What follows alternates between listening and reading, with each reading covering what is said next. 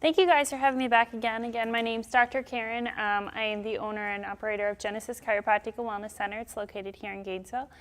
So today I want to talk to you guys about exercise. How many guys have a pretty good exercise routine? Hands up. Kind of? Well, hopefully we can inspire you to exercise. Okay, everybody stand up for me. Because you all sit all day long, right? So go ahead and take your hands, go reach up to the sky, take a deep breath in. Deep breath in. I want to hear it. Good. And then let it all the way out. Okay, go ahead and have a seat. Doesn't that feel good? I think it felt good. Okay, so that is oxygen, right? You're putting more oxygen into your body. How many of you guys feel way more awake right now? I definitely do. So, okay, so we're going to talk a lot about exercise and how you can benefit from it. I think a lot of us talk about exercise because we go to the gym, we're like, oh, I'm gaining weight, I need to go to the gym and walk on the treadmill. But there are so many other benefits that you can get just from getting up and going for a walk or doing some resistance training. Is this the end? There we go. Okay, so movement is life and life is movement. You cannot have life without movement. So it's easy to forget that your body's actually designed to constantly move, especially if you're sitting in your chair all day working, right? It's just not natural for us to remain seated for hours, but courtesy of like cars, planes, transport, especially our little gadgets that we sit on all day, right? We're constantly sitting or we're constantly staying in one position on like our phone, for instance. It's important to start incorporating different exercises into your day though. So I started giving you guys some sheets, and I think everyone has one, on little exercises that you could even do here while you're at work. So more vigorous exercise is really good for health, beauty, and happiness, but there's so many other things that you can do too. So the way that I talk about exercise in my practice is exercise is really a nutrient. You can't think of it as something that you have to do, you have to go to the gym, or you have to go out for a walk. It's something that your body needs, just like your body needs vitamin C to function. Your body also needs oxygen and exercise. So without exercise, you absolutely cannot be well. It all works together. Oxygen from exercise, you have diet, everything works together to facilitate your body to heal better. So losing weight is just the tip of the iceberg in terms of exercising. You want to burn the calories, but really exercise, the way I think about it, is it physically and mentally makes you a better person. So we'll talk a little bit more about that. Now when you think about your car, there's things that you have to do to maintain your car, right? Things you have to do with your house to maintain your house. You have to cut the lawn, you have to clean every week, right? Your car, you have to get your oil changed. The same thing with your body. There is an element of maintenance, and that could be exercise for you. So getting more oxygen, getting more fluid into the body. So your nerve system controls everything in your body, and we'll relate the nerve system to oxygen here. So if your brain controls everything, right?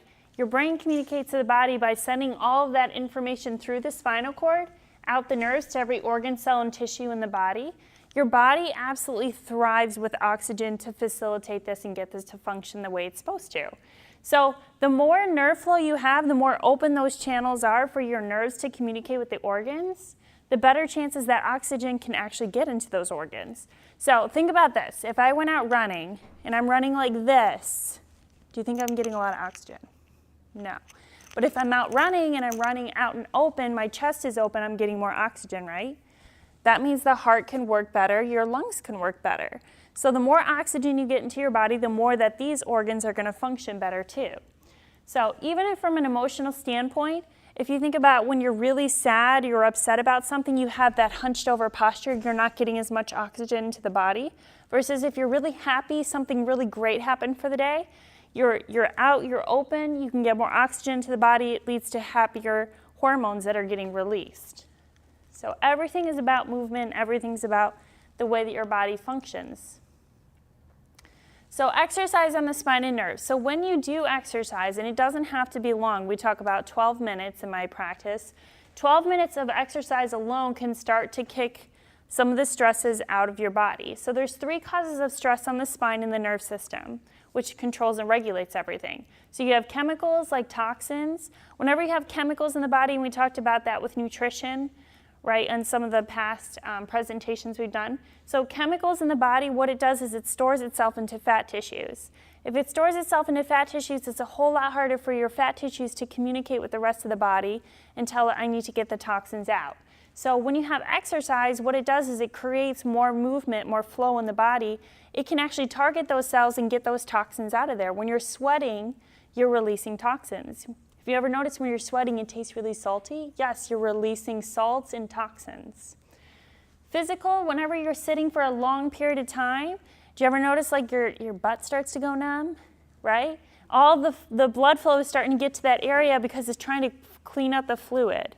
So whenever you're sitting for a long period of time, you have the cells that are just sitting, you're going to have more accumulation of stress into those areas. So that's why the blood flow starts to go in there and starts to get things to move.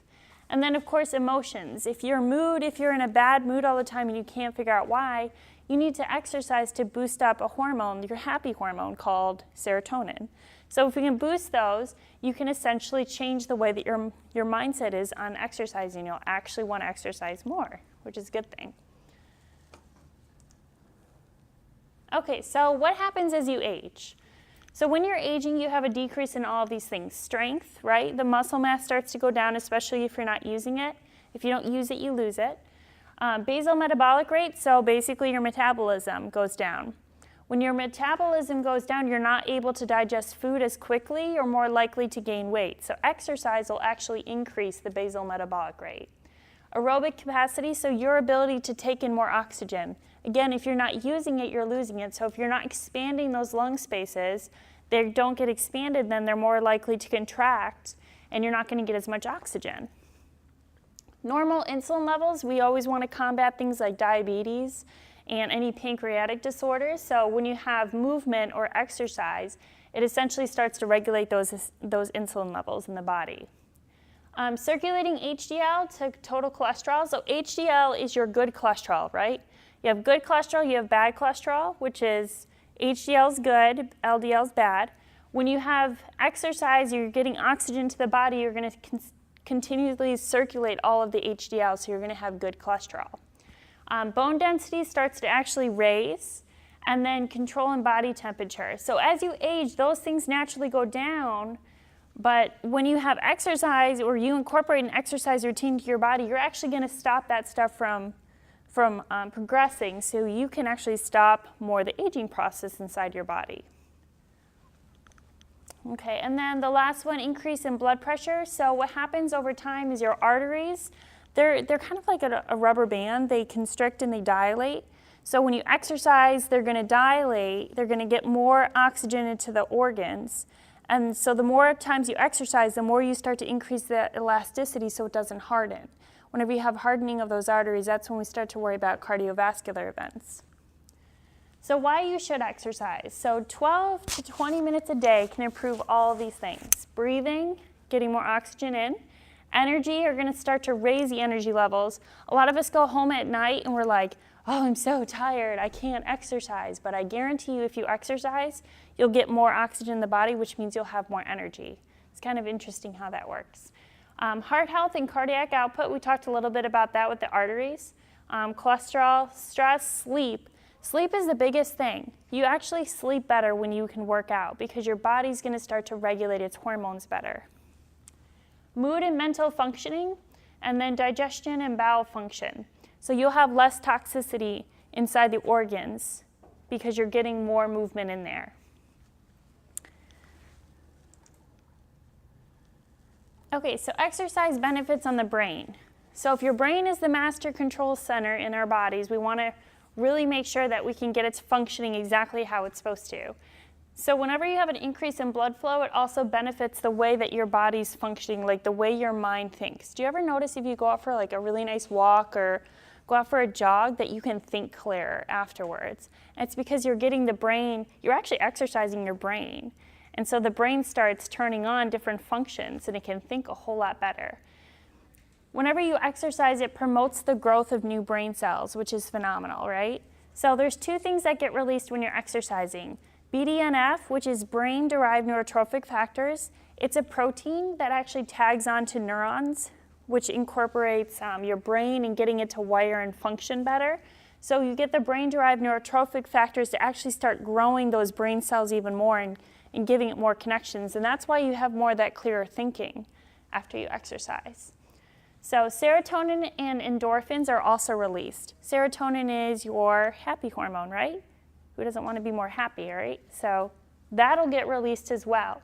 Most of the serotonin is produced in your gut. It's also produced in your central nervous system. So what they did a study, and they were talking about people that had a regular exercise routine. Now, in the bottom of your spine, there's a bone. It's triangular. It's called your sacrum. So every time I walk, if I'm walking, the sacrum pumps all of this fluid through my spinal cord and back down. So every time I'm walking, it's pumping the fluid. Serotonin is inside that fluid. So the more that I walk, the more it's going to start to get the serotonin receptors going. So the happier I'm going to get. And that's why people get like that runner's high. Did anyone ever get runner's high? You ever try? When you go running and you feel like really happy, that's like runner's high. That's essentially the sacrum. That's what it does. It pumps all that fluid into your body.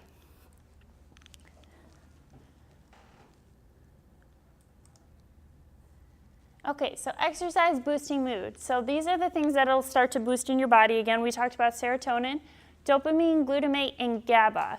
GABA is an amino acid that promotes being calm and relaxed. Everything is calmer, relaxed. You lower the stress levels in the body. One of the most effective prevention and treatment strategies for depression.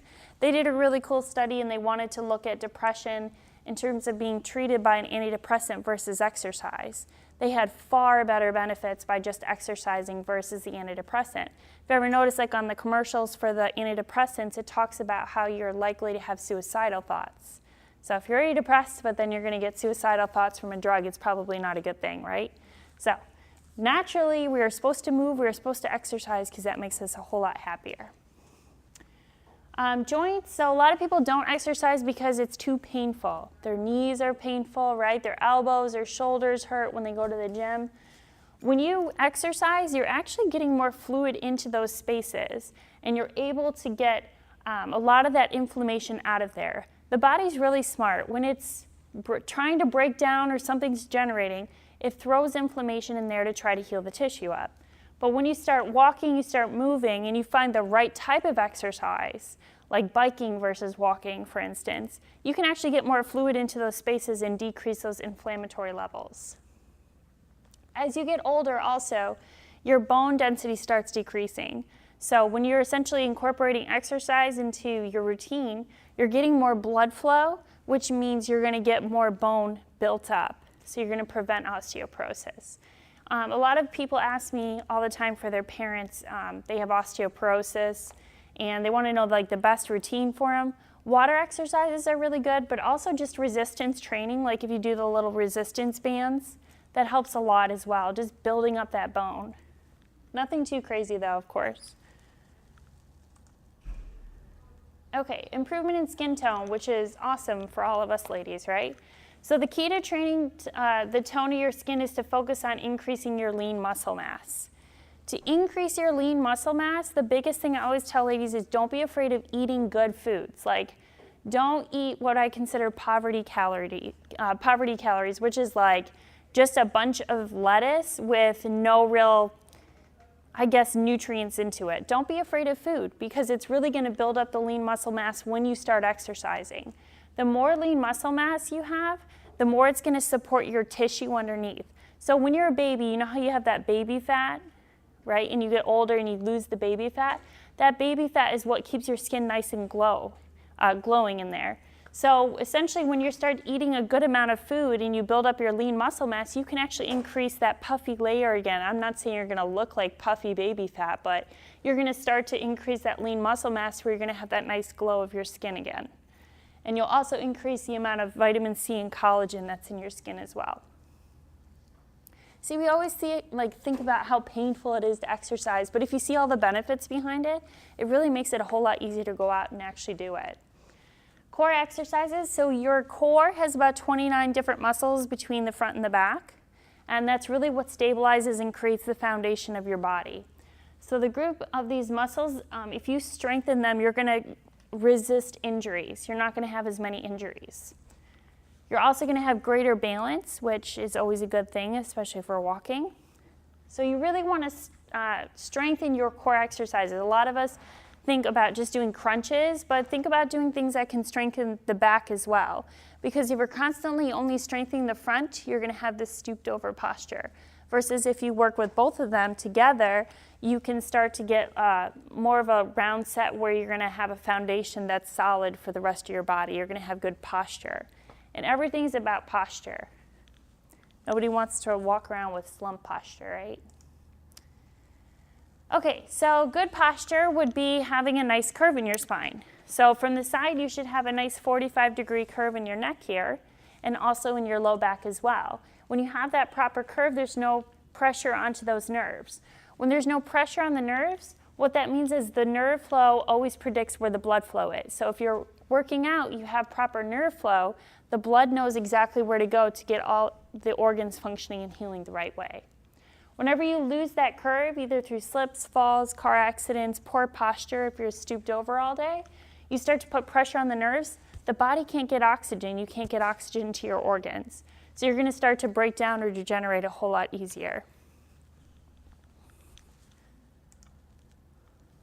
Okay, so protecting your spine at work. Since we spend how many hours at work? Probably a lot, right?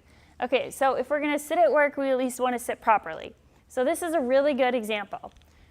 So here your elbow should be at about 90 degrees, and then your knees should be about 90 degrees as well. Your eyes should be looking at the monitor. You shouldn't have to look down or look up, but just looking at it. And I actually promote putting the monitor a little bit higher just to support that curve in your neck.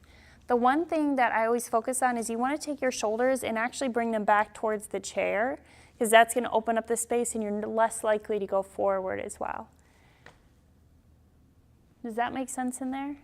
And then in this picture here, last time I think it was here, I gave away a wobble disc. If you sit on those, you can purchase them on Amazon if you needed to. But if you sit on that, it's actually going to strengthen those core muscles that we talked about. And so you can essentially do crunches without doing crunches, because you're going to support your spine that way. Okay, so avoid sitting for more than 15 minutes. The last thing you want to do is build up this degeneration into your spine, and by sitting all day, you can essentially take years off your life. So to counteract the ill effects of sitting, what you want to do is stand up and do some stretches. So these are the stretches that I have for you guys. There's 3 really good ones. Okay, so the first one is stretching out this low back area, which I think is the most problematic for people.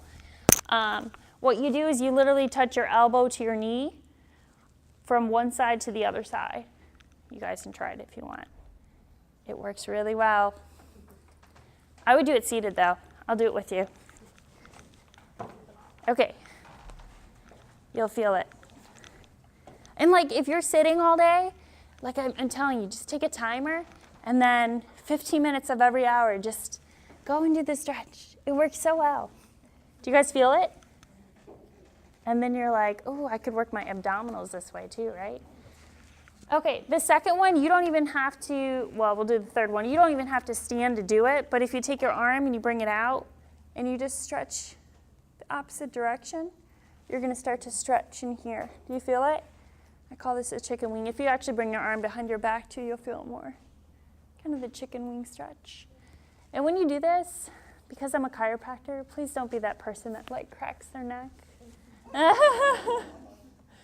I can tell you more, like 9 out of 10 times when people come into my office, if they've got some crazy neurological disorder, it's probably because they're cracking their own neck. So it really damages a lot of ligaments. And they're like, well, you do it, but I know exactly how to adjust it with it. Okay, and then the third or second one here is kind of the hummingbird.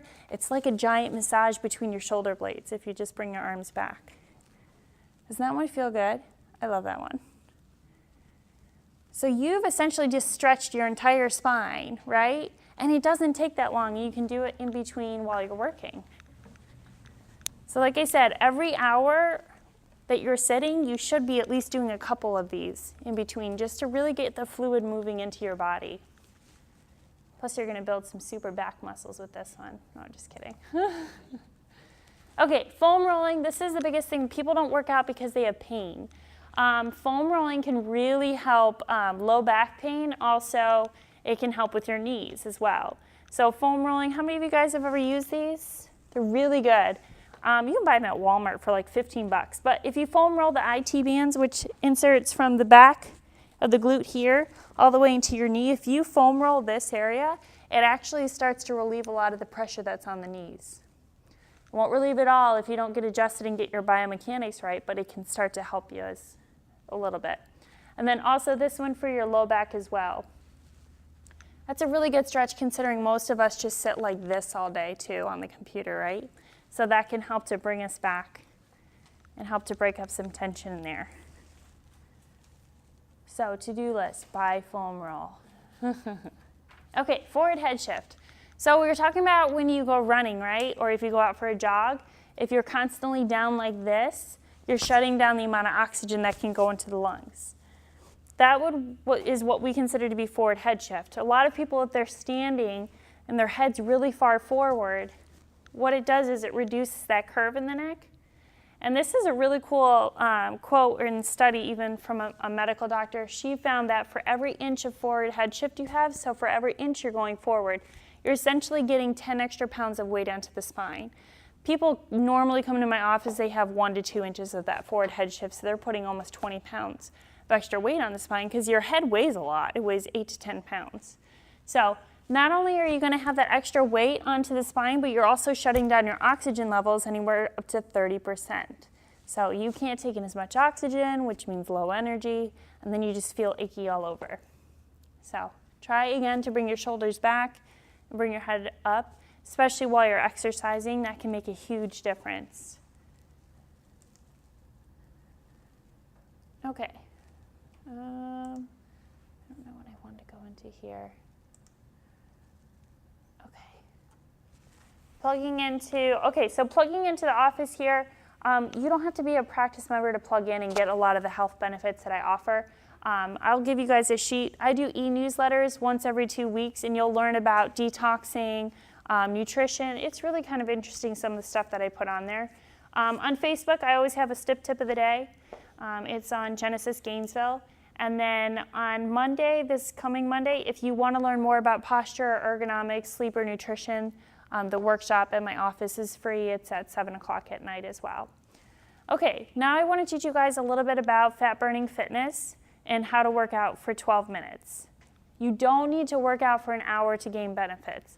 There was some guy who came into my office and he's like, yeah, I work out for 2 hours. I'm like, you do not benefit past 60 minutes, I promise you. The body just shuts down at that point. So in 12 minutes, you can essentially get a really good exercise. So go ahead and flip your sheets over and I'll teach you guys how to do it. So what you want to do is choose 4 different exercises. So anything like jumping jacks, sit-ups, you could do shoulder twists or rotations or circles. You can do squats, you can do lunges. Pick 5 really good exercises that you actually enjoy doing, because this should be something that you enjoy. And so what you want to do is get a timer and time yourself for 20 minutes. And what you do is you go through the exercises. So if we're doing jumping jacks, for instance, we'll start with that. All you have to do is for 20 seconds, you start the timer, 20 seconds to do jumping jacks as fast as you can go, and then you rest for 20 seconds. So you do that for 3 sets. And you don't think it's a workout until you actually start doing it. So what this does, and you'll do the same thing for every exercise. So 20 seconds on, 20 seconds off, 3 times. And even if you go on the stairs, you're at home, you take the stairs and you go up and down the stairs. You just go up and down for 20 seconds. That's a really good workout for your glutes and your hamstrings, right? So do that for 3 sets. And do it for all of them. And you've essentially created a workout for yourself, and you didn't even have to go to the gym. The nice thing about this workout is it taps into fat-burning stores. Instead of working out for a long period of time, do you ever notice like marathon runners versus a sprinter, how much more muscle there is on the sprinter versus the marathon runner? The marathon runner essentially starts working against themselves, and I'm not saying don't run a marathon, but they start working against themselves because it actually produces more cortisol, more stress response in the body. So it starts breaking down muscle mass. Versus if you just do a 20-minute workout just like this, even if you use dumbbells and you just do 20 seconds, right? Or soup cans, I guess, from at home. But if you do that for 20 seconds on, 20 seconds off, you'll build up muscle and you're tapping into fat stores rather than tripping the body into thinking it's stressed out. That's pretty easy, right? I promise you it works. If you just commit 2 weeks to doing this in the mornings, you're going to notice a huge difference in your energy during the day. And the more you increase like the way that you're working out, the more that you're going to develop some better eating habits too. Drink more water, drinking less soda. So that works really well. Does that make sense? Okay. I would make you guys do it, but then you guys got to go back to work. So, all right. Do you guys have any questions? Do you feel empowered to work out? Good. I mean, I think a lot of us think that working out can be super painful, and it can be. I mean, no pain, no gain, right? But at the same time, if you at least understand the benefits from a neurological standpoint to how your body's going to function better, it's really not that easy to get into. Good? We sit too much. That's our problem. Okay. Cool. Pretty quick. Those stretches that you suggested, is there, like, should you hold that for a certain number of seconds? Just until you feel the stretch for a good amount of point. I mean, I would tell people 10 seconds, but some people feel it at 15, some people feel it at 8. You know, just until you feel a really good stretch in there. So, I think, and it's easy too to think like if you want to work out, you have to go to a gym.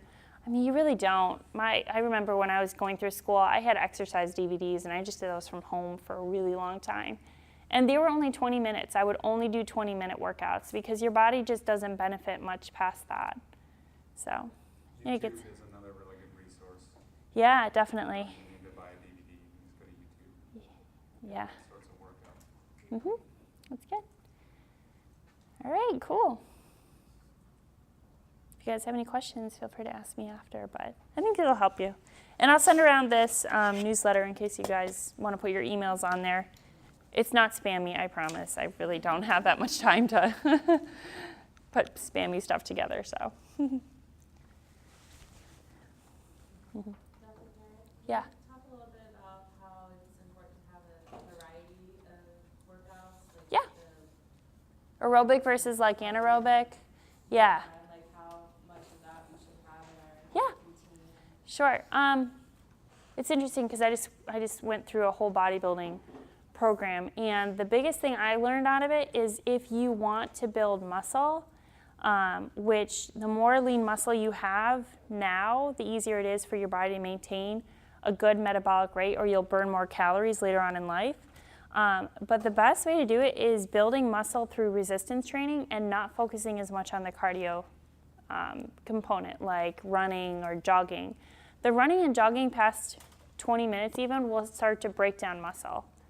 So a lot of us do like all the 5Ks and stuff, and like I said, those are phenomenal. But if your goal is to build more muscle, you want to stray away from the cardio as much. I never say anything more than 3 or 4 times a week in cardio. And even going for a walk for 30 minutes, for instance, can be enough cardio. A lot of people think cardio has to be strenuous, but it doesn't, just as long as you're elevating your heart rate up enough. So I would say 3 to 4 days a week with cardio. Resistance training, as long as you work like a muscle group per day, you shouldn't need more than 4 to 5 days. And I never do those on the same day as the cardio either. And again, this isn't about spending hours and hours in the gym either. You really don't have to. You can do 20, 30 minutes a day, and it really improves everything over time. Everything's really about building habits. So if you work out and do your resistance training so many days a week, you've built a habit, right? And that way it's easier to maintain. So the cardio, like I said, 3 to 4 days tops. And then the weight training, if you just do shoulders one day and you just do like legs one day, is that more so what you're looking for? Yeah. Okay. There's so much about if you want to lose weight, you need to run. Oh, no. Like cardio Yeah. is the key to like losing weight and dropping fat. Yeah. I've been hearing more and more lately that activities more like the building muscle, and there's a big push for like CrossFit and Insanity and all those different types of things that Yeah. incorporate the weightlifting for weight loss. Yeah. So, CrossFit and those gyms, I'm not a huge fan of. There's a condition called rhabdomyolysis. How many of you guys ever heard of that? It's crazy, a little bit. Rhabdomyolysis is basically when your body starts breaking itself down, so you swell up. It's because of like this chronic high stress on your body. So the CrossFit stuff can be very high intense. I did it for a really long time. And I found that it was creating more stress on my body rather than helping my body go in a direction where it wanted to build more muscle and maintain and lose the body fat. Losing the body fat really comes down to the nutrition component, honestly, and it's having like a balanced diet. Just so for your I guess, information on it, if you're trying to lose body fat, your calorie component should be about 45 to 50% protein. I would say 20 to 25% fat, and then 30% carbohydrate. And if you actually follow that for 10 to 12 weeks, you'll strip down your body fat pretty quickly. Eating clean, of course. So, but the cardio, the repetitive cardio over time, that just causes more stress on the body and you're working against it, so it's more likely to store those calories. Yes? The percentages you just gave, could you give me? Yeah, again, carbohydrate is about 30%, protein is 45 to 50%, and then fat is 20 to 25%. So a good carbohydrate would be sweet potatoes, for instance. A good protein, if you're not vegetarian, would be like chicken or eggs. And if you're vegetarian, I mean, you could do fish. Fish is really good. And then the fat, I would say, like, I kind of stay away from oils. I kind of go more towards like coconut now and almonds. Those are good. Versus olive, you don't do olive? I don't cook with it. I drizzle it over salad if I'm going to use it. Yeah. But I like coconut. Oh, okay. Yeah, coconut's really good. There's a new thing I'm onto. It's called coconut manna. Have you guys ever tried it? It's like a coconut butter. Oh, it's so good. Put that in my oatmeal. So, does that help? Cool. And you will, I mean, like you can exercise all day long, but if you don't work with your nutrition and your diet with it, then you're not really going to get that outlook you're looking to go for. So, cool. What do you guys namely do for exercise? Like, do you guys, like, who has a regular exercise routine? Okay, what do you do? Mostly swimming and some There you weight go. training. There you go. That's awesome. What do you do? I just do Zumba. Yay, Zumba. I haven't ventured out yet. What do you do? Another question. Well, I don't Okay. necessarily do it so often, but I've just recently got a rowing machine. Hmm? Does that fall more into your resistance or into your cardio? Both. It does both. Yeah, it kind of does both. I have this really funny story about rowing. I'll tell you guys real quick. So I was with a personal trainer a couple years ago, and we did bicep workout, and then he put me on the row machine after. I had black and blue bruises all the way through here, just because it was a combination of cardio with resistance afterwards, and it just broke all the blood vessels. It was awful. And I was trying to serve tables. It was not fun.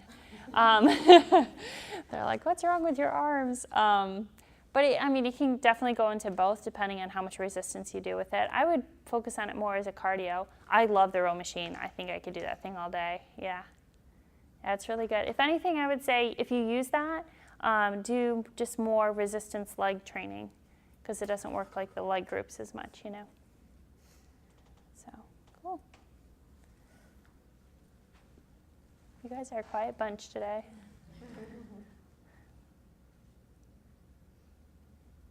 No other questions? Okay, hopefully you're all inspired a little bit to move more.